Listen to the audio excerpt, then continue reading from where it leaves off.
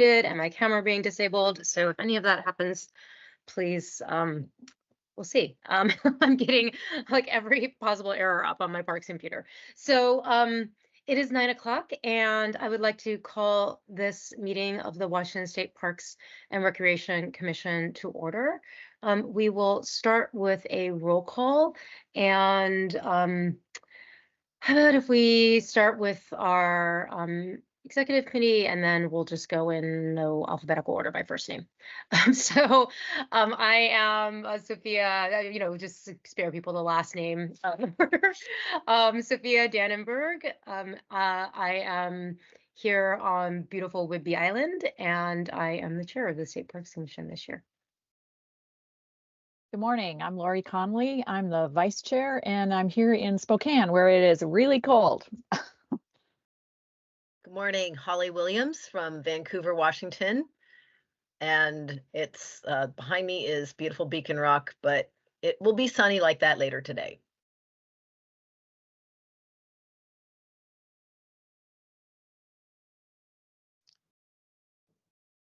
Hi, I'm Ali Rad. I'm from beautiful downtown Olympia. The temperature is 1 degree. Okay, and I have not been to the office for the last 2 weeks.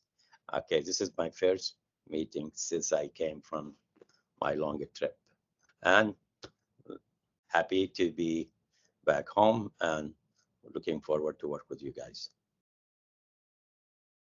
Good morning, Ken Bounds from Seattle. It's 35 degrees up here, Ali. So It's warmer, huh? yes, it's right, but rather balmy. Yeah. Good morning, Mike Latimer from Yakima. It's 32 degrees here despite my background, which I'm not even sure where that's at, but looks like it might be warmer. Good morning, Scott Merriman, outside of Olympia in the fog, and what you see in the background is Hope Island State Park, which I can see around the corner. Oh. Nice. And with that, Director Dupuy, would you like to introduce the staff? Thank you very much, Chair Dannenberg. We have a little bit of a light staff today because of a pre-approved training for some of our executive leadership team, and we have a couple of illnesses as well that are keeping people from joining us. Good morning. I'm the director, Diana Dupuy, and I'm here in Spokane enjoying the frigid sunshine in Spokane, and with the beauty of Steptoe Butte behind me. Joining us this morning, we have Owen Rowe, our Policy and Governmental Affairs Director, Claire DeLong, our Communications Director, Jeanette Chien, Diversity, Equity, Inclusion Director, Jenna Bowman, our Tribal Director, Lisa Lance, our Stewardship Director, and Amber Erdahl, our Human Resources Director. And of course, Becky Ellison. I don't know that there are logistics today, Becky, but Becky is joining us as well. Thank you. So we'd like to start the meeting with an Indigenous land acknowledgement. We respect and affirm tribal sovereignty and honor Indigenous peoples whose traditional lands we occupy. The State Parks and Recreation Commission is committed to working with all tribes to help preserve and restore a healthy natural environment for future generations. And with that, are there any changes to the agenda?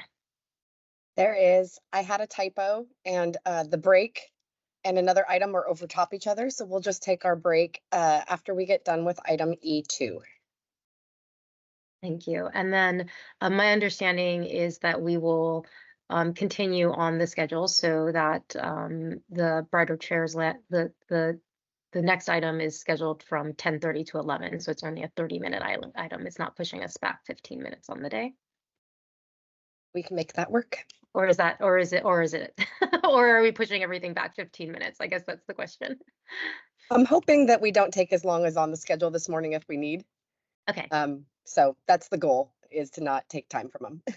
Okay. All right. Fantastic. We have a motion to amend the agenda, or I guess to, yes.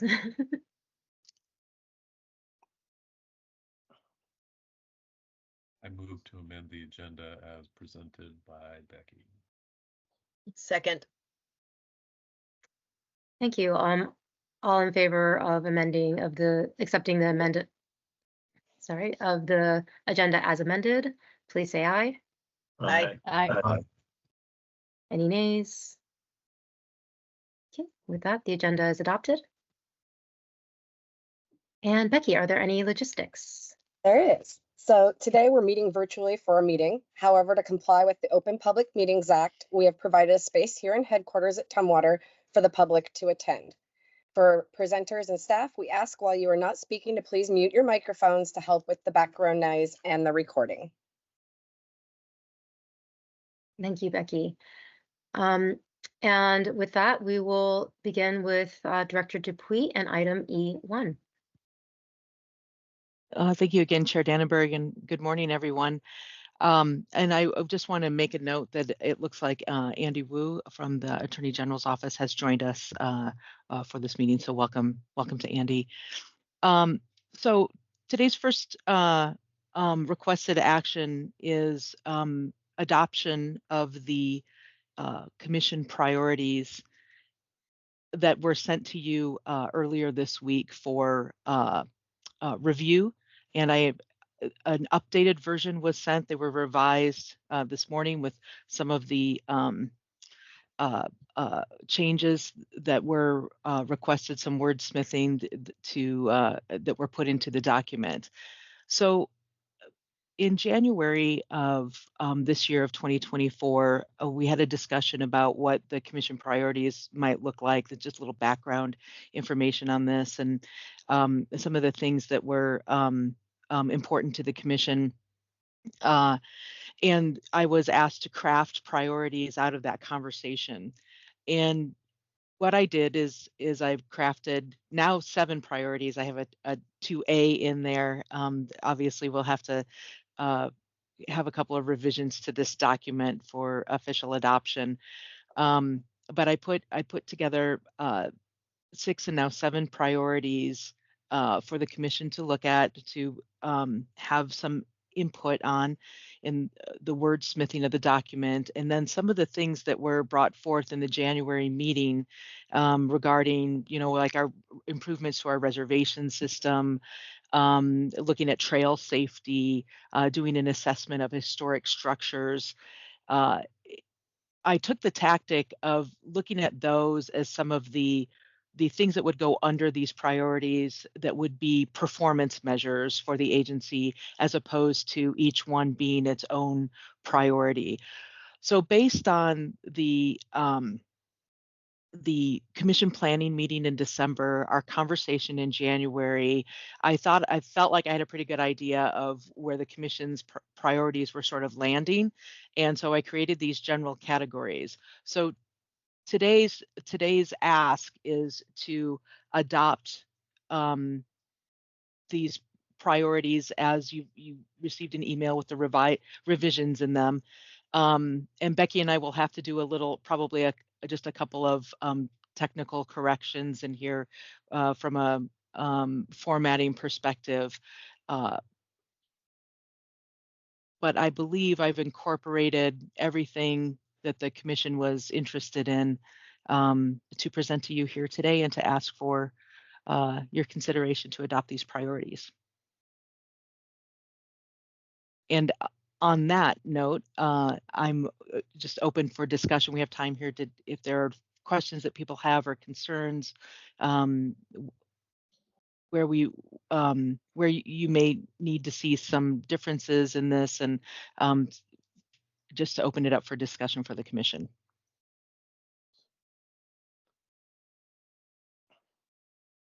Mr. Merriman. Just a suggestion on commission priority number 4. Since this is going to be a public-facing document, and you've got 4 or 5 acronyms there that nobody's going to know what they are. I'd spell them out. Perfect. Thank you. Commissioner Rod. Diana, I like what you did, and I like it. So we did a lot to all these parts, and but the only concern I have if we loading it too much, that the scoping might not carry everything we want. That's what I'm saying. If we just to be careful how much we can make it as a priority, because some of these projects, Diana, as you know where you when you started, but you don't know where you end up with. So with that said, I like your approach, and I'm with that 100%. Okay, thank you. Commissioner Williams. Yes, agreed. I like the approach you're taking, Director Dupuy, and I also support sort of that aspect that certain things, let's just say, looking at things like trail safety or trail improvements or whatever, are sort of tactical and probably are best not in this document, but rather, like you say, performance measures for some of these items. So I totally concur with that approach. Actually, the only thing, and this is really, I hate to get wordsmithy at this point, but at the start of number 6, I'm wondering if rather than the word understand, if something like the word assess might be better. I feel like we do understand what we're doing, but perhaps maybe need to take a deeper dive and assessment of some of these things. That's just my 2 bits. That's a great comment, and I would concur that I think we understand what we're doing. And I had my thesaurus out and was trying to not use the same words again and again, but that's a great comment. Thank you. Commissioner Bounds. Yeah, and thank you, Commissioner Williams, for pointing that out. I sort of had the same reaction to that. I'd just like to underscore that this is the beginning of the process, and I think Director Dupuy pointed it out in her email that what will follow will be the development of the budget and more specific strategies and performance expectations. And that's going to be where, I think, as Commissioner Williams was suggesting, where a lot of the more detail will come, and hopefully get in a way that we're positioned through the budget process to actually accomplish some of these objectives. So I appreciate the work that you've done, Director, and looking forward to the next step. Mr. Connolly. Yeah, I would also just echo that. I really appreciate the work that you did, Diana, and I think these priorities are really well done. One comment that is just as far as priority number 2, this is kind of wordsmithy too, but you could do 2A climate change and then 2B recreational impact, so you had sort of a parallel format. That would be an easy way to work those. But I think this gives us a great start on our next steps in preparing the budget and moving forward. So thank you.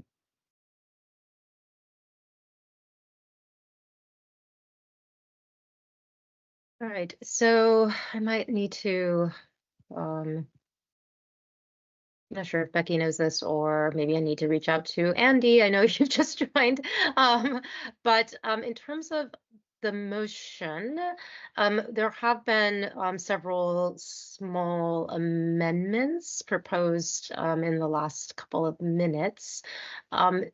Should we make those amendments now, so that we are adopting the appendix, the revised appendix that incorporates the current changes, or would we add to the requested action it's not the requested action, add to the motion that the director would make these amendments as discussed? It looks like Andy Wu is on there. He is. Yep. Yeah. So with the caveat that Robert's rules, I understand that it's not binding on the commission. It's just guidelines. Under Robert's rules, you would. So it depends on how formal you want to do this. And of course, a component of that is trying to make the record clear, right? We have seen issues in the past where as we make amendments on the fly, that maybe it doesn't get captured exactly the way it was discussed. So I leave that to the commission's discretion, but normally if you make an amendment, you would then vote on the amendment first. And then you would come back out and then vote on the motion as amended if those amendments pass. Alternatively, you could, like you said, simply direct staff to as you approve this action, to then direct the director to make those changes as discussed here. If that happens, and I think it depends on how well notes were taken here, or the director may have to come back to these recordings. So different options for you there. I was able to get the notes. You get it? Okay. I've got them all in there. Yep. I was about to say, I bet Becky's got them. So my impression is that a couple of these are just a little bit beyond what we consider. I mean, there are things, what you had mentioned initially about the formatting, those are kind of like Scrivener's errors where we could just fix them after. But I think some of these, just even the couple of words, it does seem to move into the area of being a substantive change. So I just want to make sure that, we have either giving you the latitude to be able to make those changes. So let's see. Given that Becky has the note, go ahead. Yes. What if I move that we adopt the revised commission priorities for the 25-27 biennium as presented in Appendix 1 and revised at the commission meeting? Okay, do we have a second for that motion? Second. Is there any additional discussion? Will that work for you, Becky? Diana? Yep. Okay. Absolutely. Any additional discussion? An opportunity, I see heads shaking. It's the one thing that's good about the virtual is you're not having to look down and see if anyone's doing anything. I can see everyone going, nope, no questions. All right. So with that, all those in favor of adopting the requested action as amended, please say aye. Aye. Aye. Aye. Any Aye. opposed? Sorry, I didn't catch the last aye. Any opposed? All right, and with that, we have adopted the revised commission priorities for 25-27 as presented, and we'll look forward to the amendments from staff as discussed. So thank you very much. Thank you, everyone. I look forward to the conversations over the next year regarding putting some performance measures and some really sort of tactical elements behind these. So I appreciate your support. Thank you. And with that, of course, Becky is correct as she always is, and we are wildly ahead of schedule. So hopefully we have Van online. Next item is item E2, a financial update, and we will hear from Van Church.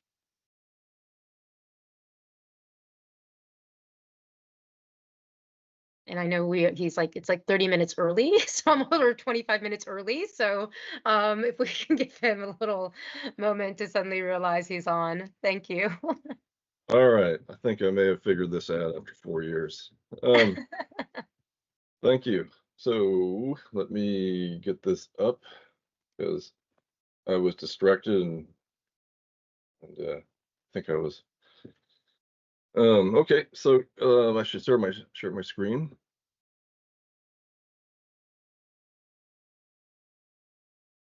Can you see my screen yet? Okay, good.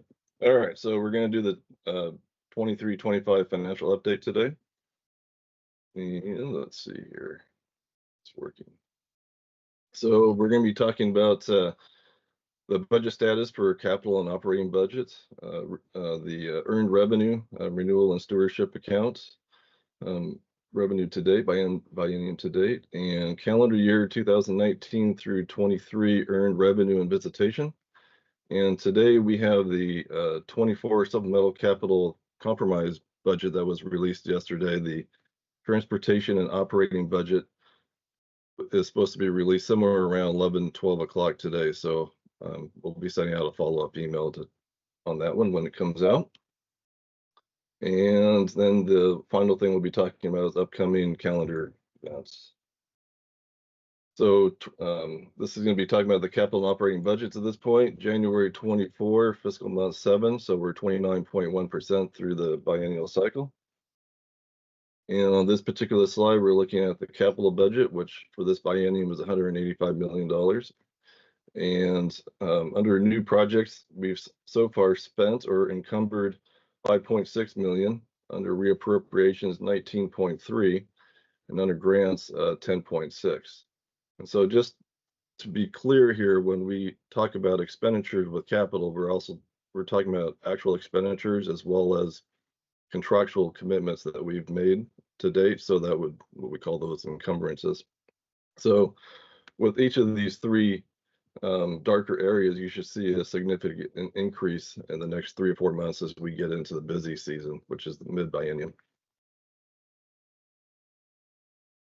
Operating budget, this biennium is $258 million, and we have 3 basic categories: general fund, and we spent 23.1 million at this point, over 82 million.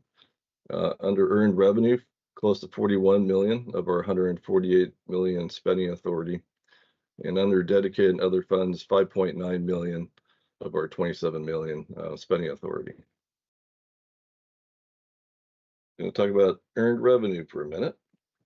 So, so far, biennium to date, 39.3 million collected in revenue. This is showing actual to our projected. So camping is a little bit under our projected. Discover Pass a little bit over. Other category is a little bit over, which is a good sign. And DOL donations, Department of Licensing donations, those are a little bit down. And roof accommodations are a little bit down as well. So what we're seeing with camping and overnight accommodations is some friction. And so we are seeing some reductions there. At the beginning of, well, when we did the 23-25 biennium budget submittal, we estimated our revenue to be about 139 million. But at the beginning of the biennium back in June, we cut that back to 136 million, because even though we ended the last biennium at a high note, we could just see that there were some frictions that were probably building up in camping and overnight. And now that we have the Kama Beach closed down, then we're going to be seeing that impact here, as I think we already have been. So. Fiscal 24 revenue compared to projections. So we're actually doing pretty good. They don't really necessarily have any major concerns at a high level, other than we are starting to see the COVID impact, which was a very positive impact to parks for the last 3 years. I think we're starting to see that slowing down. Earned revenue trends to date. So Discover Pass is a little bit down this year compared to last year, which is 7 months that we're using a comparison here. Camping is down, group accommodations are down, and DOL donations are down. And so having all 3 or 4 categories reflecting a downward trend is a little bit concerning, but I think kind of predictable, given the fact that with earned revenue, we just see such a positive impact from COVID. So let's see, calendar year 2019-23 earned revenue and visitation. So this is earned revenue comparing 2019 through 2023. So we did have a high point in both 2021 as well as 2022. 2022 was actually a little bit higher, and we're seeing the downward trend in 2023. So the one area that's a bright spot is our Discover Pass sales through DOL. back in 2019, we sold roughly 308,000 of those via DOL, and this is when people renew their tabs, they have an option of buying their Discover Pass, their annual Discover Pass. And then we've seen a trend up. Certainly saw a very positive increase back in 21 compared to what we saw in 2019 and 2020. And that trend is continuing in 2023 and is continuing into 24 as well. So I like to talk about the positive things once in a while too. So calendar year 2019 through 2023 visitation. So visitation's been fluctuating.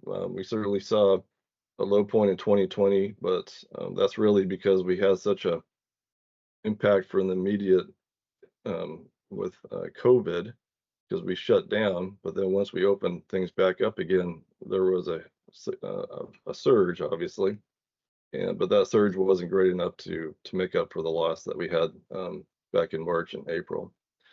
2021 was a high point. We saw a little bit of dip in 22, and 23 had went up a little bit. So I think that's a positive trend. Supplemental requests. Operating and transportation will be out later today, as we discussed. The capital supplemental for the compromise from the House and the Senate. Twin Harbors didn't get any funding for that one. We reached out to Ledge, asking them if there was any particular reason why they didn't want to talk about it until after session. So we'll be following up with them to get their take on that, because neither OFM or us has really any idea why they didn't want to fund that one. Nisqually was basically fully funded. They cut back a little bit, but just $164,000. Do not know why that was reduced. Fort Flagler was fully funded. So with the Lake Sammamish dock project, we currently have a reappro on the books for $860,000, and this particular appropriation is tied to an RCO grant that expired. And so working with OFM, we decided to zero out that appropriation and requested $250,000 in new appropriations so that we can do a pre-design for the dock project. Ledge inserted $50,000 for Palouse Cascade Trail noxious weed inventory, and they also stuck in $450,000 for deferred maintenance for the Fort Worden PDA. What's next? Operating and transportation should be out later today. The current session is going to be ending tomorrow, 60 days, so that'll be nice, going on vacation Friday. So I'm hoping they end timely, or else I won't be going on vacation. Enacted budget's expected no later than March 29th. March 29th is the deadline for the governor to sign the transportation capital and operating budgets. And touch on 25-27 budget development. Executive leadership are currently reviewing submitted decision package ideas. We'll have a initial draft available for the commission May 2024, and we'll be coming to you in July for approval for the operating and capital budget requests.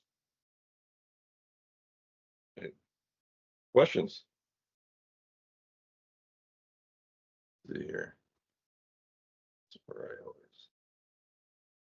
Are there any questions? Commissioner Bounds. All right. Yeah. Hi, Van. Thanks for the presentation. One question: if the revenue, PSRA revenue, continues to slide like 1 to 2% in all those categories, when do we need to start worrying about that? I've already started worrying about it, to be honest. I think I don't have a good answer for you right now, other than it is on our radar, at the top of the radar, and so started working some mitigation plans. I know that Laura, this is also on Laura's mind, and she's already started looking at non-staff potential impacts savings. So because I know the with the adopted budget, if I remember this correctly, the assumption about fund balance is a little lower than we would like as Correct. well.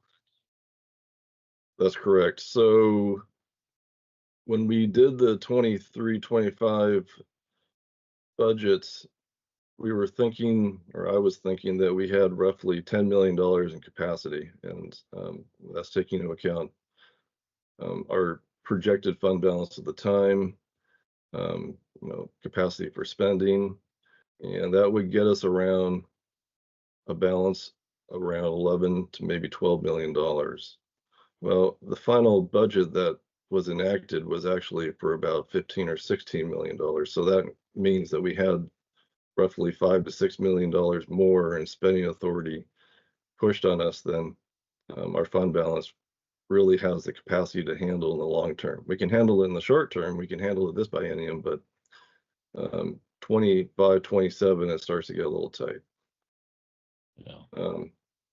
And part of so three things happened in the 23-25. One was our $10 million request in the end got cut down to about $6 million.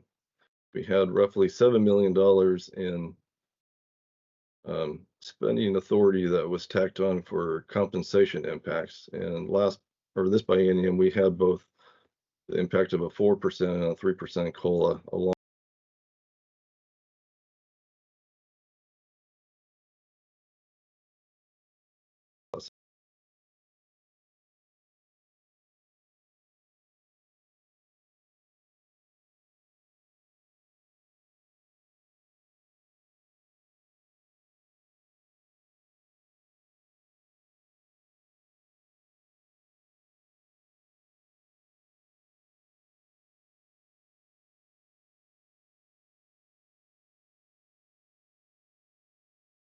For good reason, but in the last 6 years, we've seen a significant growth in our essential service costs because of things like One Washington. There was a couple of new offices opened up for statewide initiatives, and so just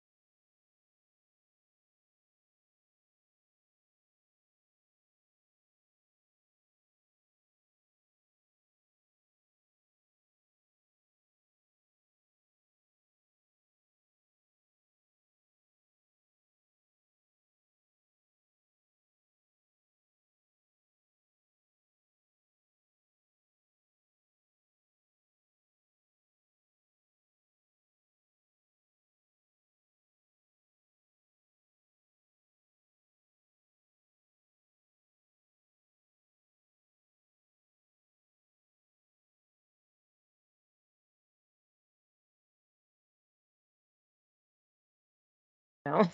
Yeah. Which we do at every meeting, so that's fine.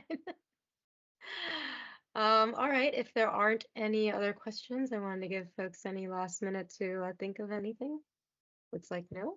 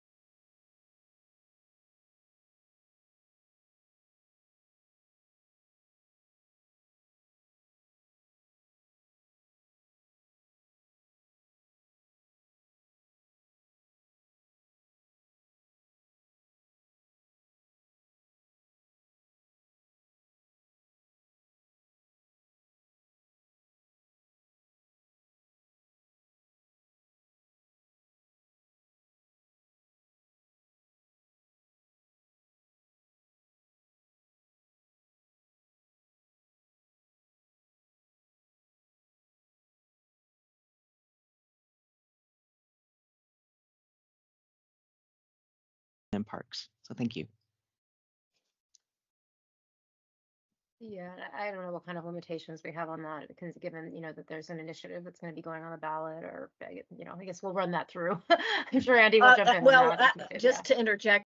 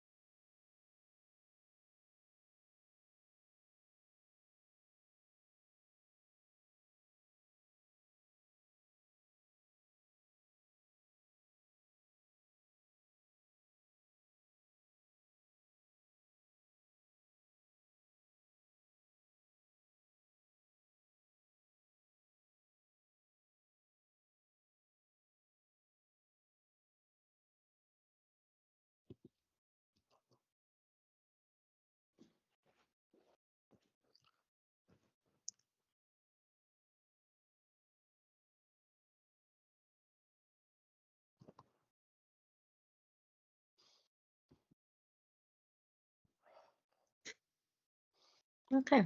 Once again, the Parks computer seems to be 1 minute behind all of the rest of my clock. So I am showing 10:15 on every clock except this one.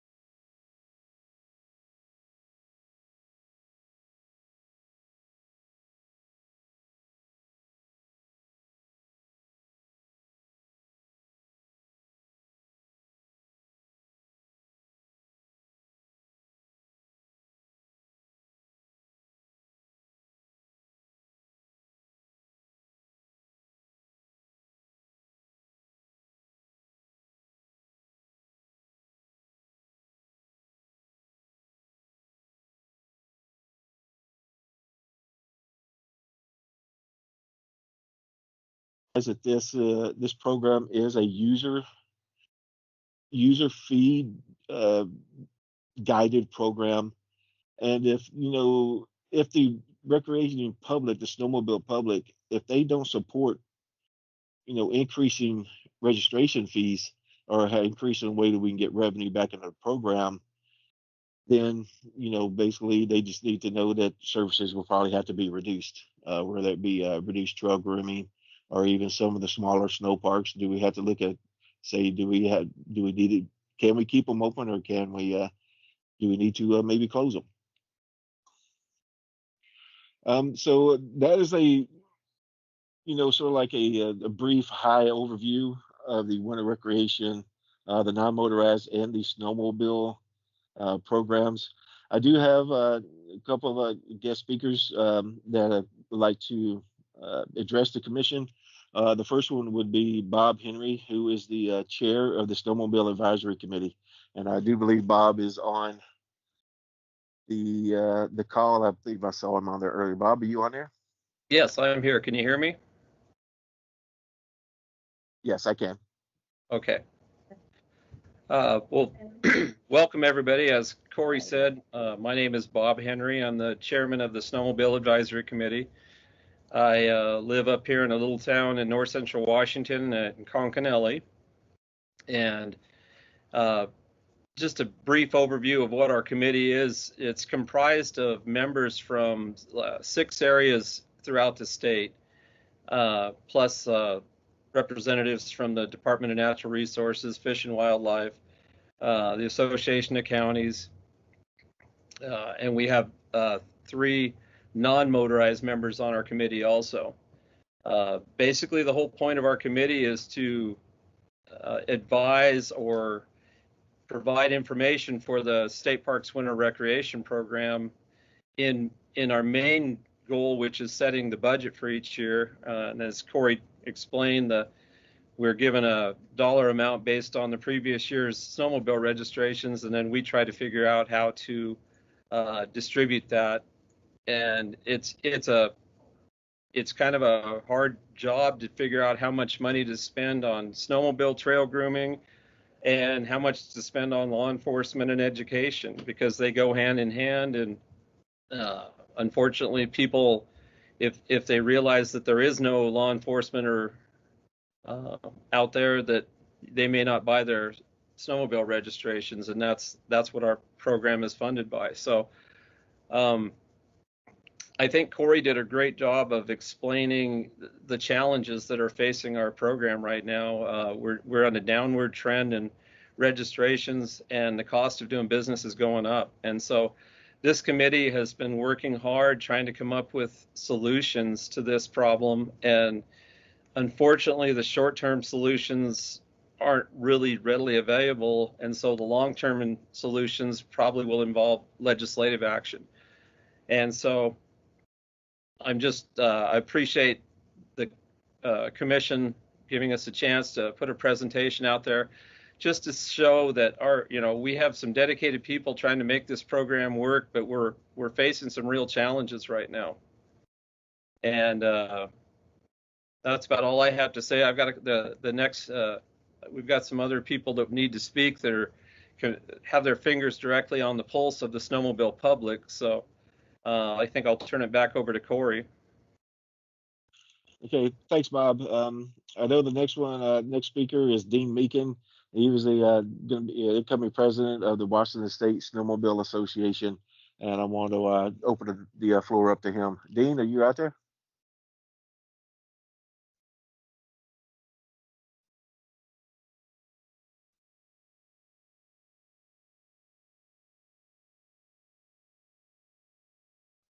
See him there. I don't know if he's on. I'm trying to spotlight him as I find him. No pressure. Maybe not. Dean, can you hear me? Well, he may be having some technical issues. We'll see if we can get Dean working. I know. Let me see if Wayne Moeller is on. Wayne, are you out there? There he is. Wayne Moeller No. is the also he has been a member of the Snowmobile Advisory Committee. He has a wealth of knowledge for snowmobiling, and he's also a part of the Washington State Snowmobile Association. So Wayne, I'll go ahead and turn it over to you. Okay, thanks, Corey. And I'd like to thank the commission and Chair Dannenberg for allowing us a couple minutes to present some information on behalf of the Snowmobile Association. Certainly, I think Corey's overview gave really a pretty accurate picture of what's going on.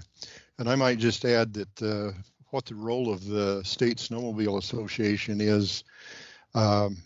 First, I'll apologize for not having a camera on. I live in Cle Elum, and our internet service here, it seems to have quite a bit of a lag to it, so it's generally more of a problem than an asset to do that.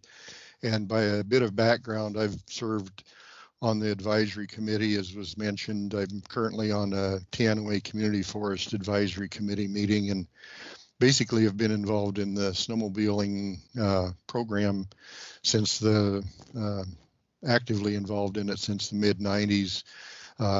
Also served on the RCO committee for developing the Recreation Trails program in Washington. And I think just by a quick note of history, Washington, I think, was one of the first Recreation Trails program after the Sims Act, which was Senator Sims from Idaho. When that got in place, I think the first program or the first RTP project in Washington State was at Mount Spokane. It was instructive in a lot of ways and took a little bit longer to get it finished, but ultimately it was finished. And I think now the Recreation Trails program is certainly an integral part of recreation for everyone in the state of Washington. But getting back to the role of WSSA, primarily our role has been in relation to the snowmobile program, protecting the dedicated fund. As you're aware, sometimes the legislature feels that there's other priorities, and largely due to the funding sequence of the snowmobile program, they've made numerous attempts over the years, and sometimes successfully, to take a portion of the dedicated snowmobile account and use it for other purposes. The other thing that we do is work on the legislation. We've been involved in all of the, whether it's advocating for a fuel removal of the fuel cap or an increase in the funds that come to the snowmobile program, or with registration increases. We've been involved in that over time a lot, and have worked with Owen significantly on doing that. That's been very helpful. We found that together working on these things really make us increase our ads to be more successful. So I think the biggest thing, I have a couple of concerns. One is I think we're just, I guess, kind of getting our feet back under ourselves after the change in administration of the program. And we see that there's progress on doing that over the past year and a half. I have a few concerns about where the program is located, and it's apparent that the program previously had better access through the assistant director for operations and to the director. Now it seems like we're working through several additional layers, and certainly we'll try to do the best we can in working through that, and hope that the agency continues to be responsive. My summary is essentially the challenges that we have really aren't new. I think since I've been involved in this over basically 30 years or so, we've had funding issues at various times, and we certainly feel that the best way to address those is by having good communication, transparency of the program and accountability in it. And so we appreciate certainly the opportunity to share a couple of the thoughts with the commission.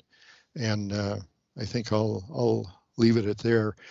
The program really has a lot of interaction, and Bob Henry mentioned it to an extent.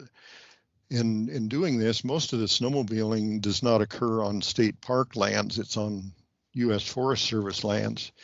But in doing that, it's necessary that the program interface with the county Department of Licensing, Division or Department of Fish and Wildlife, DNR, private landowners, as well as the snowmobilers, who are mainly the ones that this program are the beneficiaries and the partners in making it happen.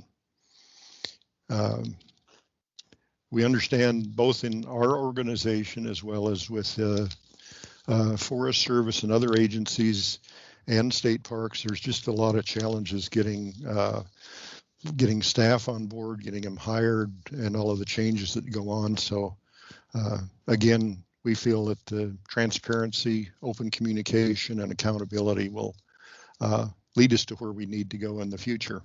Thank you. Okay, thanks, Wayne.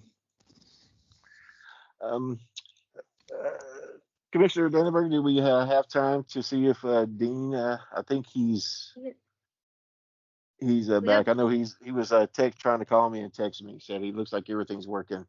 So let me try again. Dean, or can you hear me?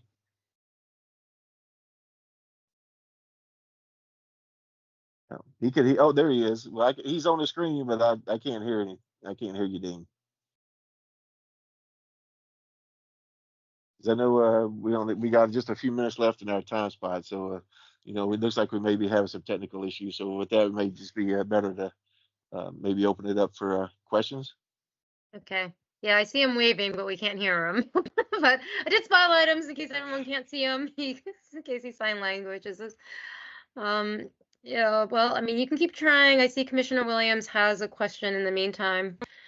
Just if you want to just pop in if you happen to get the audio, Dean, let us know. Commissioner Williams, do you want to ask your question? Sure, I don't mind being interrupted. So I actually have a number of questions, and the timing of this presentation is really interesting because down here in Southwest Washington, Backcountry Plowing and Grooming posted on their Facebook that, and I would add that they are very good about posting on their Facebook page what they're grooming and where and when. So it's very informative to people who are snowshoeing, cross-country skiing, snowmobiling. But apparently they just ran out of funds. So, when I did send you sort of some of the back and forth, I would encourage us, as I think it's great that there's going to be some public outreach, and I would encourage us to work with our contractors that they sort of get the word out that we're doing this public outreach as well. One question I have is sort of down here, this one contractor is having to groom and plow multiple areas, and do we sort of set what their ratio is or where they're going to groom when, or is that something that the contractor selects? For first I talk about, because I know Backcountry Plowing and Grooming, they have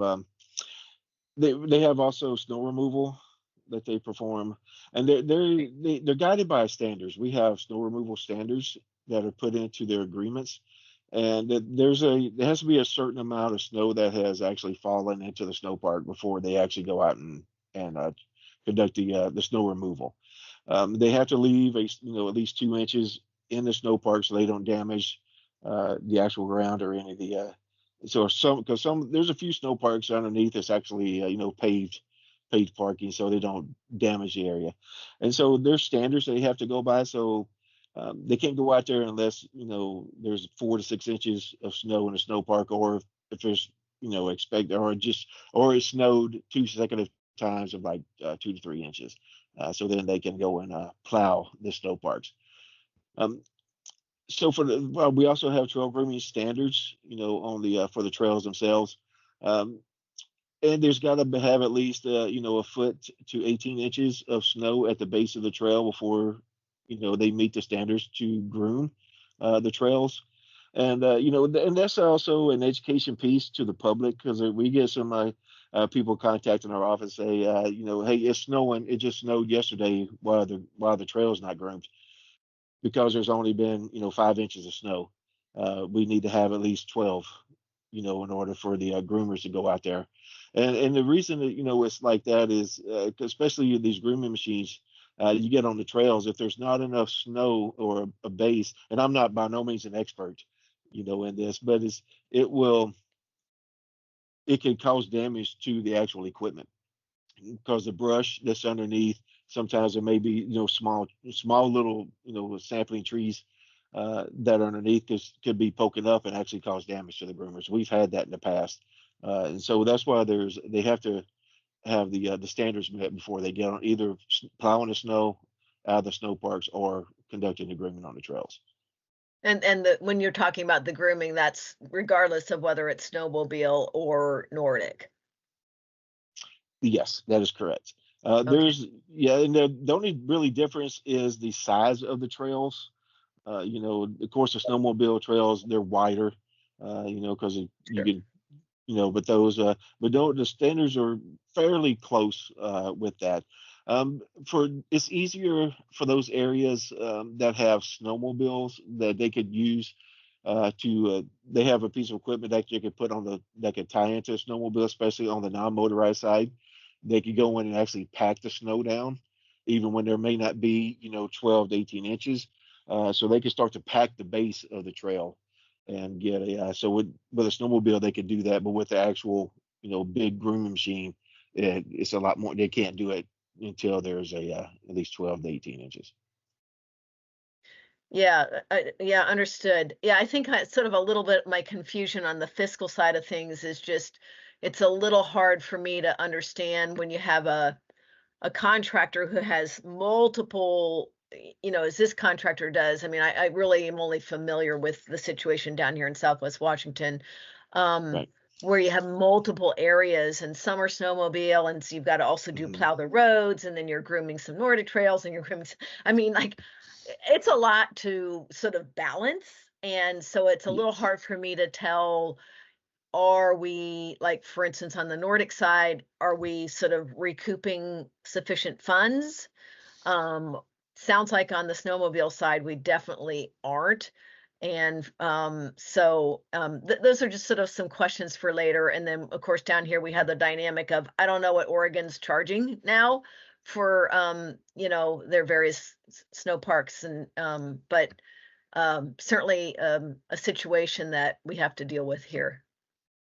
So that comparison between Oregon and Washington, and where are people going, and so forth. So thank you very much. Thanks for the presentation.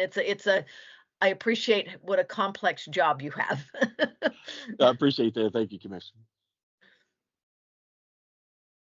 I see that you have your hand up, Wayne. Yes, thank you. I might just add on that, there's two sides to the grooming program, and Backcountry is one of the private groomers, so they actually bid on contracts, and I think the sequence is generally every 5 years. So they have a 5-year contract, and they can bid on basically as many contracts as they have capacity to perform on. The other side of the program then is handled by public agencies. It might be the Forest Service, it might be the county, and so forth. So they have a little bit different arrangement, but Backcountry has those jobs because they were essentially either the low or the only bidder to provide those services to us.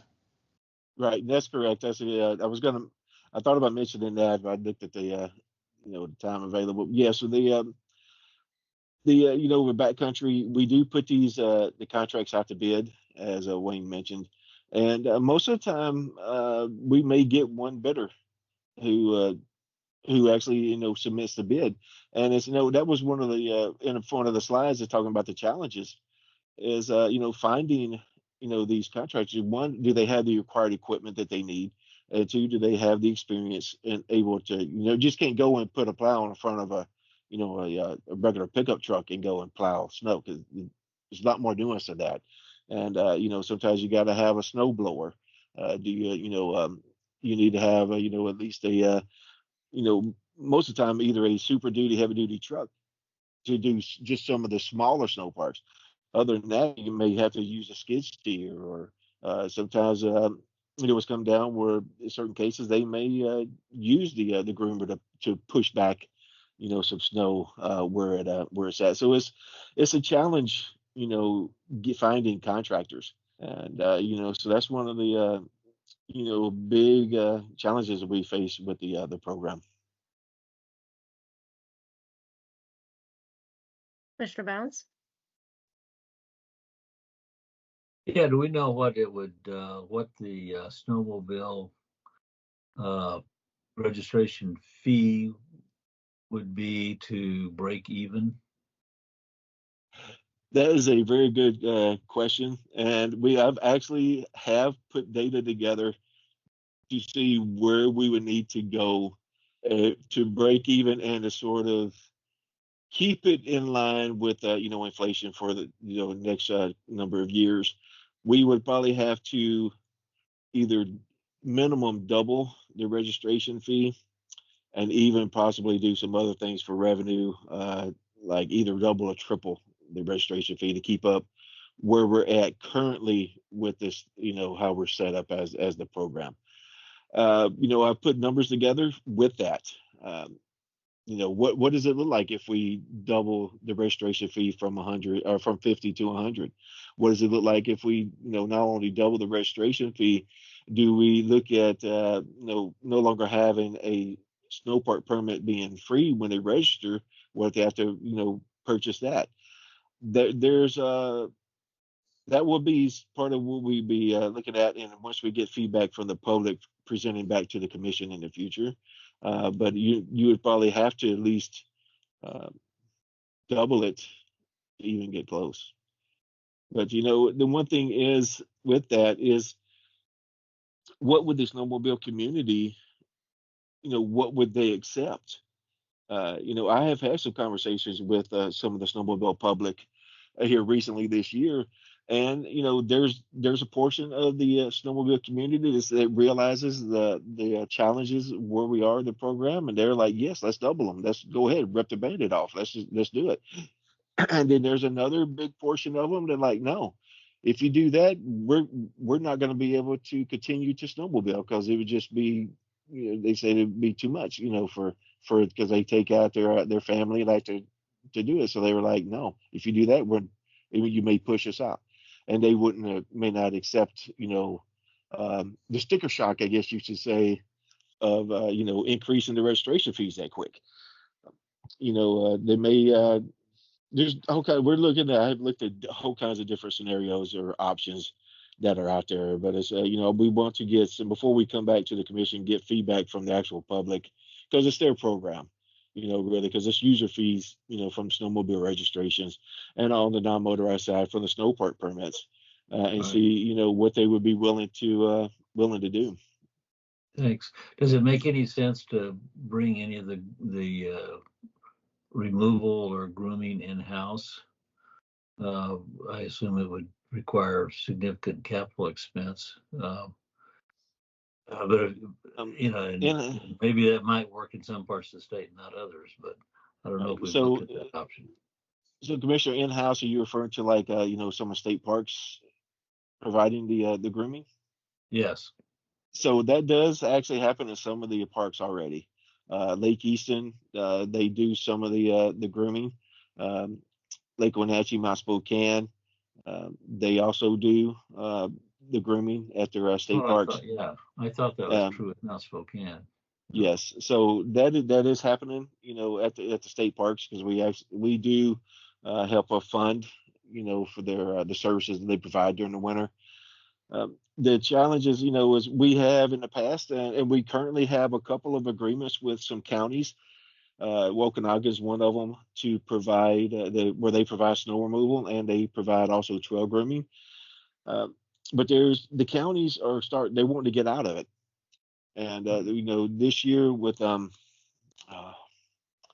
think it was Kittitas County, we have an agreement with them. They've already let me know is that they're going to abide and fulfill the contract that's in place. But once the contract is over, they said they're not providing services anymore. So Do any of then the- we would. One other quick question, because I know we need to move on, but do any of the other land owning agencies that we groom on their land, do they contribute resources to this? Yes, the Forest Service does. Not every Forest Service district, but there are some Forest Service districts that do provide snow removal and or trail grooming. And it also depends on the staffing that they have available. The Natchez Ranger District this year, they in the past was able to perform the snow removal services, but due to staffing shortages and the people who knew what they were doing, they had the experience and knowledge, they either retired or transferred to another district, and so they weren't able to provide it. And we had to go out to the private sector in order to continue the snow removal. And of course, going from a government rate to a private rate, it's more expensive. But that's very good points and very good questions, Commissioner. Thank you. Commissioner Rod. Well, I'm listening to you and I'm looking at the enrollment, and it seemed to me is declining. So this sport is losing clients. So, and this is not, what do you call it? It's not the high end, but not what we mainly state park do. So the question is, do you know why it is declining? And if it is declining, then how far we have to go to support it? Very good question. And I have thought about that numerous times, had conversations about that very same question. I think there's multiple factors that contribute to this. It's not just one that you can, point at. I think one factor is, a lot of people who get into snowmobiling and could, they pass that tradition or the sport on to onto their kids, who then, as they grow up, normally continue into the sport. I think the community as a whole is aging and may not be passing along, or the younger generation is just maybe getting out of it, could into that as the snowmobile community ages. I also think the cost that is associated with snowmobiling plays a factor in it. Now, if you purchase a new snowmobile, you might as well go ahead and say you're going to be spending $20,000 just on a snowmobile. And that's not including the if you need a sled deck to put it on top of your truck or for trailer, or that's not even counting the probably go ahead and think of $1,500 to $2,000 that you need for the helmet, the actual gear that you ride, that you need to ride the snowmobile. So it's an expensive sport. But I also do believe that there are people out there that are still riding that are just not registering snowmobiles, and those are the ones that we have to reach. For whatever reason, they've stopped registering, and it could be just because they have noticed that law enforcement is no longer out of the snow park they go to. And they're like, well, hey, I don't see law enforcement here. I'm just not going to register my sled. And they go and because I've heard people say, hey, I haven't registered for 3 years. Nobody's caught me. So if I do, I'll pay a fee and I'll roll the dice. It's follow up with you. You throw a number is eye opening. It is when somebody pay $170,000 for a snowmobile. Okay, if you pay $170,000, you're not going to have a problem paying $200 for registration. Now you're paying $45. But what is the average cost? You throw a big number. What is the average cost of a snowmobiler? I think, and Bob, I know, I'd like to get your take on this too, if I'm off a little bit, but you could probably get a used snowmobile for probably around 15,000. A new one probably going to be starting around 20. Depends on the type that you get, 20 to 25,000. Dollars for a snowmobile. And you're correct. And I've been in some meetings before where there's been people saying, look, you have an $80,000 truck, you have a $20,000 snowmobile. Why can't you pay another $50 for a registration? And Exactly. and so that has been part of a conversation. And anytime that you go and try to increase fees, people don't normally at first reaction is to push back. So as we're trying to educate the snowmobile public, especially what their fees are, when they pay the registration, what their money goes for, because they just think they're paying it back to the government, and we don't see it, but it actually comes back to the program, and so we're trying to educate them on that. Thank you very much. Yeah. Yeah. Bob, was I close on that? Yeah, I think you were right. And like I say, to buy a new snowmobile today, brand new, you're anywhere from $15,000 to $25,000 for, depending on what you want. Of course, there's used sleds, but to get into it as a new, with a new vehicle, it's an expensive sport. And but what I want to say, I've pushed this for the last couple of years, is that people will go skiing at one of the major ski resorts and spend $100 to $200 a day for a ski pass and not blink an eye. And when you mentioned to snowmobilers that you're thinking about raising their registration from $50 to $100, you'd think they took one of their children away from them. It's a real pushback, like Corey said. So, but unfortunately, there's not a lot of options. So that's the way we're looking at this. Yeah, I mean, we're running up against a little bit on time, but I might just jump in, Holly, before we go around with second comments from folks. Yeah, I mean, I was going to ask, I think we'll be really interested in hearing, the results of your survey, because when you said you were going to do a survey, I thought, gosh, there's just nothing like, we have initiatives, we have anything that comes out that says you don't have to pay something, everyone's going to vote to not pay it, right? There are very few communities that don't just, especially outside of, even if you look at really basic things, school levies, things like this, outside of Seattle and a couple of areas, they have a tendency to fail at really large rates. Hospital levies fail, where people, it's, rural hospitals, it's their only hospital, and then they'll complain that they have terrible health care, and that, they'll have to go to Seattle for it. So I do think, there is this, people are reluctant, and I think on top of it, there is this impression that it's public lands, we already paid it in our taxes. I think that there is a lack of understanding of how little of your taxes are actually going to this. In fact, how little taxes we pay in this state. We had talked earlier about some of the initiatives that's actually going to decrease funding on top of it. And it's to say, yeah, we're going to, as we continue to decrease taxes in the state or not collect taxes, there's no tax money to go to this. So I hear a lot of that culture, because I'll hear it in, I'm a mountaineer and climbing and mountain biking, a lot of sports, you hear this, it's public lands, we should just be able to access it. But the idea that you're just going to go out there and, just trails are just going to show up, or that people aren't going to be destroying it. The tragedy of the commons isn't going to happen without some kind of caretaker is just not well understood. So I do think, again, it'd be interesting to see if there's some way to break through with some messaging, because I know a lot of it is a cultural thing in a lot of these sports. Like I said, I see it a lot. With rock climbers who, by the way, they work at Microsoft. There's they make $200,000 a year, and I kid you not, they will go out to places and they'll crash in the woods, and not because they don't want to pay $7 for camping. And it's, and they're sitting there with $3,000 of gear on, just on their body, so it is a cultural thing. It's, it's very interesting for me to watch them do that, because it's very illegal, and they're, pooping in the woods, and the campsites are beautiful, and they're really, and the $7, by the way, is of course not ours. This is like in, Squamish, BC, places like that. There are, of course, people who are more financially, challenged, but I think there's a cultural issue there. So I will be interested in hearing, the results of the survey, how you do the messaging.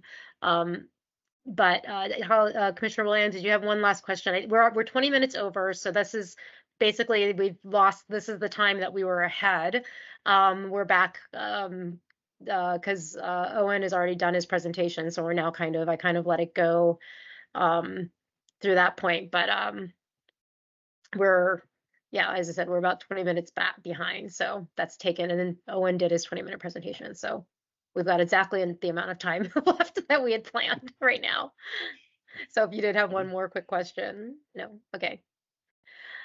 All right then. This is I think this is a topic we're gonna, I think again it's really interesting. I think we're gonna really want to watch it, see how we can support it, as the commission, is there going to have to be something, Owen had talked about, and obviously you've got a real tight connection to our legislative director, if this is something that, we're gonna have to go to the ledge for, I think this, again, there's going to be a process for that so that we can really track it. But it's not something that we want to see go south. I think, we saw how, critical and important it was during the pandemic when, these, they got overwhelmed. And again, I think we don't want to lose it for future generations. So thank you so much for all your work. All right. Thank you. I appreciate the time this afternoon now. I appreciate the time to brief the commission. Thank you. Thank you. All right, so as I mentioned, we're sort of back behind, but on schedule. We had planned, again, the next item on the agenda, if we had been going through, was a legislative update, which we've heard. So if folks need a break, we could take a break and pick back up. It seems like maybe break, yes, or yeah, okay. So let's go ahead and take the scheduled break for 10 minutes. It was a scheduled 10-minute break, so come back at 12:50 and we will be exactly on time for our meeting. See you in 10 minutes.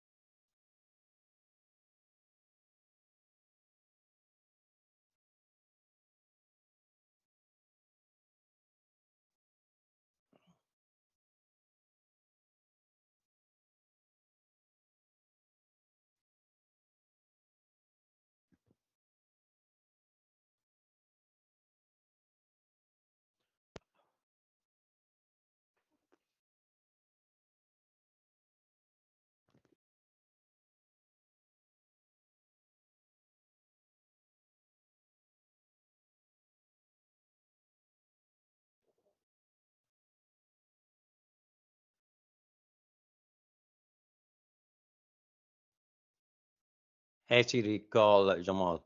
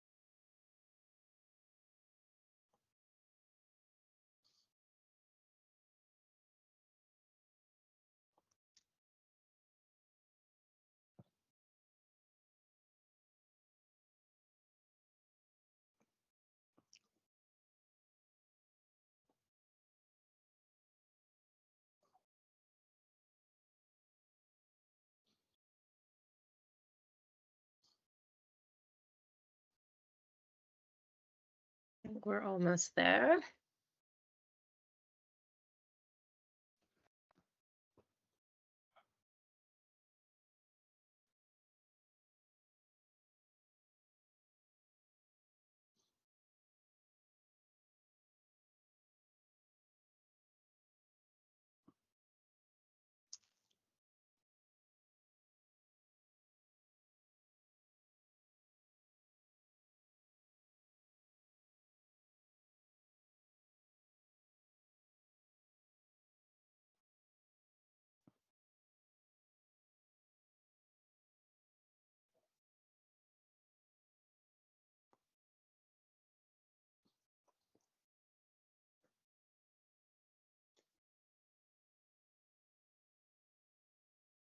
That's showing us 12:51. So, but if we go ahead and get started, we're missing one or two, but oh no, we are. We've got everyone. So yeah, if you're ready, Jeanette. Yeah, sounds good. Good afternoon, everyone, commissioners, park staff, members of the public. I know it's lunchtime, so I will be as concise as possible. I'm here today to provide an introduction to a pilot program that we launched just this week. It's called Everyone Outdoors Program. So what is the Everyone Outdoors Program? The Everyone Outdoors Program aims to reduce some of the barriers to outdoor access by providing applicants with the opportunity to receive free annual Discover Passes. This is a pilot program. It's a 3-agency initiative led by State Parks, DFW, Department of Fish and Wildlife, and Department of Natural Resources. So here's some background around how this program came about. Since 2011, when Discover Pass was formed, we've received several requests for free Discover Passes. And these requests have come from nonprofit organizations, schools, and community groups. And when we received these requests, they were sent to the Visitor Services team, who reviewed and determined whether to approve or deny based on whether the request served youth and or underrepresented groups. DNR and DFW would also receive requests for free passes, and then they would forward those requests to parks to process. So as you know, our DEI team is doing an agency-wide equity impact review. And in this process, we met with Visitor Services team and we looked at the historical practice of free Discover Passes and the history of requests. And together we determined that we need a formal process to manage, review, and fund these requests. We need structure around how we review and respond, and we also need to be transparent with the communities and visitors that we serve about the ability and opportunity to receive free Discover Passes. And lastly, how we go about creating this process and structure meets the priorities of all 3 agencies around DEI, diversity, equity, and inclusion. And it clearly addresses just one of the barriers to outdoor recreation. So here is a summary of the last 3 years of requests in terms of total number and value. So we've had 34 requests over the past 3 years. And as you can see, the number and value of the passes that we've given out is fairly low. It's about $1,000 a year. But keep in mind, we didn't have a formal process. And in some of the earlier years, we just didn't capture the data. So we looked at the data that we did have and the types of requests that we received. And so on the right, we've listed, the types of groups that are applying or that are reaching out to us. And the majority of requests have actually been for school fundraisers and auctions and those types. So the third row for 2023, that's only data from the beginning of the year until May, so January to May 2023, because in May 2023, that's when we started to develop this idea for Everyone Outdoors. So when we received these requests, we didn't have a set timeline for responding and reviewing. It was really based on staff capacity, and we typically decided within a week or so based on the type of request. So here are some other states who have similar programs and initiatives to Everyone Outdoors. Many of these programs provide free access to in one form or another. Some programs offer free camping and other amenities. Vermont's program at the bottom is one of the more formalized ones. It requires an application form and has a more rigorous process.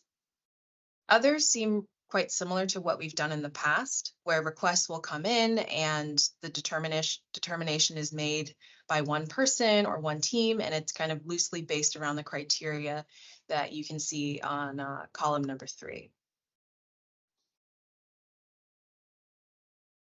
A few things to note about the Everyone Outdoors program. So it provides applicants with the opportunity to apply and receive free annual Discover passes. So the reason that the 3 agencies, we settled on focusing on annual passes versus day passes for 2 reasons. The first is it mitigates the administrative load on park staff to manage applications, because we don't have the capacity to manage a huge influx of individuals applying. And secondly, it also helps to mitigate the load on the applicant, because they don't have to identify a date for a day pass. And we also believed that an annual pass was meaningful because it encourages repeat visitors. And the idea is that we would support developing a long-lasting relationship with the outdoors between visitors and outdoor lands. We also wanted to focus on groups or organizations. And the reason that we're focusing on groups is that we want the groups to do the strategic distribution to communities who face barriers to the outdoors. And these groups would be our trusted messengers. And additionally, data collection is a lot easier of an ask from organizations than they would be of individuals. And the hope is that, when we see the groups and organizations who apply, we can start to build some long-term partnerships with them. And so these groups and organizations would be those who serve communities who face barriers to the outdoors and or represent the communities themselves who face barriers to accessing the outdoors. And so in the application process, which you'll see in a minute, these groups will identify the barriers that they face or their communities they serve face. And so we can have this data as well to track what's going on across the state through these requests. So for this pilot, the 3 agencies are funding the program equally, so $5,000 per agency, and that totals to $15,000 for the remainder of the biennium, and that works out to about $1,000 a month of passes. $1,000 of passes each month. So in this process, we connected with the pair teams from DFW and Parks. And we also connected with the environmental justice staff at DNR, and we got a lot of really good feedback. And so here's just a snapshot of some of the feedback we got. Ensured wide reach and inclusivity in our outreach process, consider how we're measuring success and impact, collect data, address language, literacy, and technology barriers. So you'll see in a minute, but we actually were able to get the application form translated into the top 12 languages spoken in Washington State. And we're also providing a few different types of options where people can apply. So you can mail in an application, you can fill it in online, or you can call for assistance for us to mail something to you. Our pair team members are also a key part of our outreach process. And so during our pair team meeting, we had members really create lists of who they were going to reach out to once this program launches. And again, we're going to engage them as trusted messengers to bring folks into the outdoors. So the application form lives on the Discover Pass website. This is also going to be linked to the Washington State Parks DEI webpage. And again, there are a few different options to complete the application. You can do it online. You can fill out a PDF that we can mail to you. And then again, it's translated into the top 12 languages. And then below is just a screenshot of how that's displayed on the website for people to access.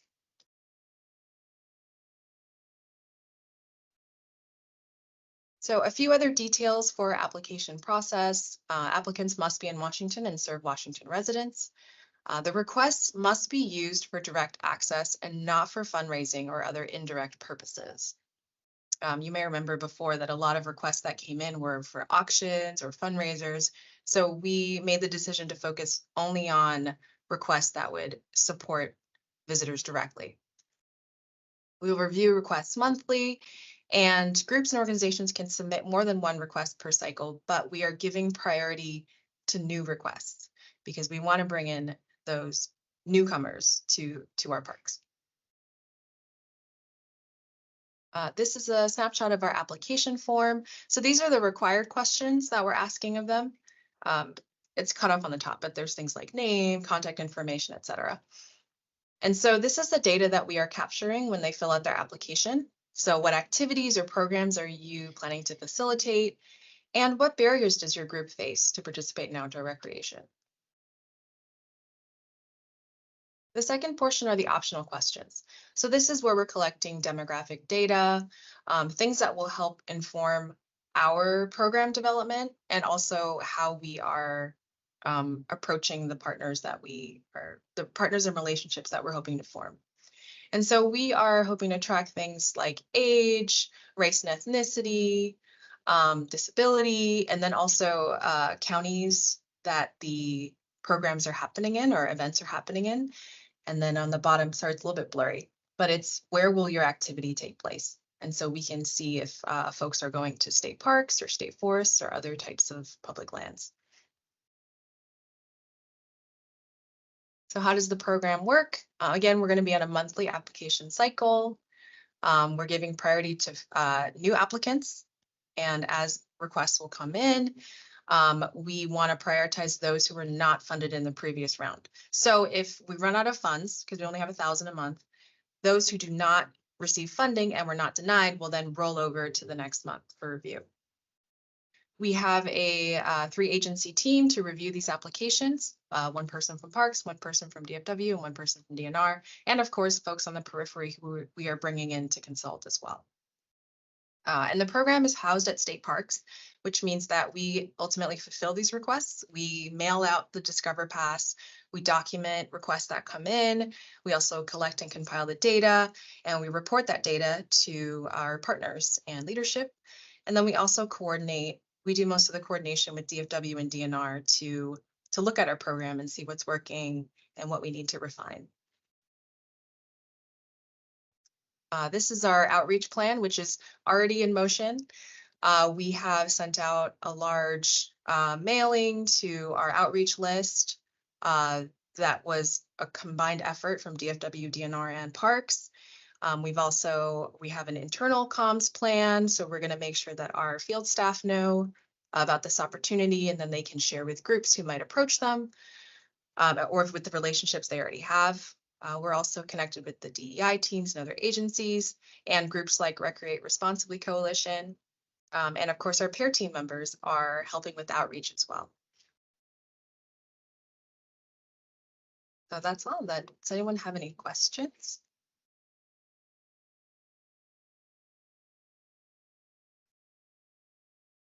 I had Commissioner Bounds. Want to start? Yeah, I don't, great presentation. I'd be interested to see how this goes. I have a suggestion. Owen's still around. He may remember this. I don't know. Commissioner Latimer probably does, but I've been an advocate for a few years of increasing the Discover Pass because it's losing value every year, especially now with a couple of years worth of inflation. And we've, the governor has not been interested in doing that. And for, I think good philosophical reasons about a lot of us, probably most of us believe that it's too bad we have to charge at all, that these public lands ought to be free.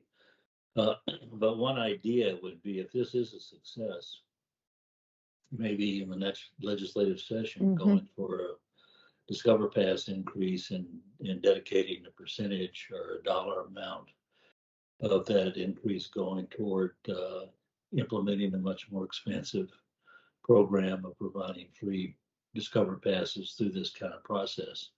And I think it's important to have a process and be able to show that you are meeting a need that's not being met. And I think it might provide enough interest to a reason for legislators or the governor or whomever to see it as a good thing. Increase the Discover Pass for the rest of us and who can afford it and it's not a problem, and take a piece of that revenue to dedicate to a program like this. Thank you, Commissioner Bounds. It's a great comment. I had just a question about the prior program, I guess you would call it. Is that going to be continued? Because it sounded like, I mean, just things like school fundraisers and stuff. I mean, you know, if somebody already had like an annual Discover Pass that they were giving away at their fundraiser, $1,000 a year in the grand scheme seems so small. Like, is that gonna, I mean, like, is that gonna just continue? You know, some of that will be people who will go through the new program, but for people who don't meet the criteria for the new program, but maybe have been getting Discover Passes sort of for these other purposes, will they have some other venue or opportunity? Yeah, that's a great question because we are still getting requests for passes to use in auctions and fundraisers. And so when we get those requests, we have been sending them directly to communications to determine whether it's an opportunity to pursue or not. I mean, I have some sympathy being on nonprofit boards and having to go around and beg for like for It's like hard. various like auction items, and I'm like, oh, if they've been getting like this, you know, $30 pass a year, I hate to deny them because it's just so little. Like as I said, the grand scheme, it's not a lot of money. Any other questions, comments?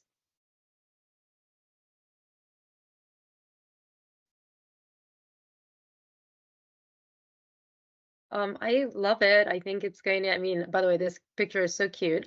I think it's, I mean, it's a really, I love the intentionality. I like that there's going to be this increase. I'm really excited about seeing the outcomes. Commissioner Connolly, you had a question? Well, just a comment to echo that. Yeah, I think it sounds like a great program, and I'm looking forward to having data generated from it, and having a set process like that just seems like a really great way to approach it. So looking forward to seeing, you know, what happens. Yeah, absolutely. We just launched yesterday and we already have almost 10 applications. And so I'm a little nervous and excited, both. I mean, that's a great sign about the, you know, I think it's a great sign about one, the communications, the advertising, about the fact that it's filling a need. So it's exciting. And, you know, if there needs to be more, then we'll figure that out. I mean, I think we see that with RCO, right? It just is like we have so many applications and then we just have to go back and, you know, ask to expand it as it's oversubscribed. So. Great. Thank you, everyone. Thank you. And with that, I can't remember what time we were expecting to end, but I think we're actually back ahead of schedule. So thank you for your succinct presentation. Okay, so before we close, I think we had, and I'm sure Becky has taken all of our follow-up items. The ones that sort of stick out are, of course, that we need the for item E1, the updated language. I think there's a lot of interest in follow-up. There's a couple of items where we are expecting follow-up just as part of the process, bridle trails, etc. But I think there's also a lot of interest in follow-up and hearing updates on these other programs. I think this has really been a good opportunity to hear about it. So either in April or at our next work session, whatever makes sense based on what's happening with the programs, obviously we're not going to drag people in for an update in April if there's not actually an update. So whatever is appropriate. But if there is nothing else, I'll give everyone a beat.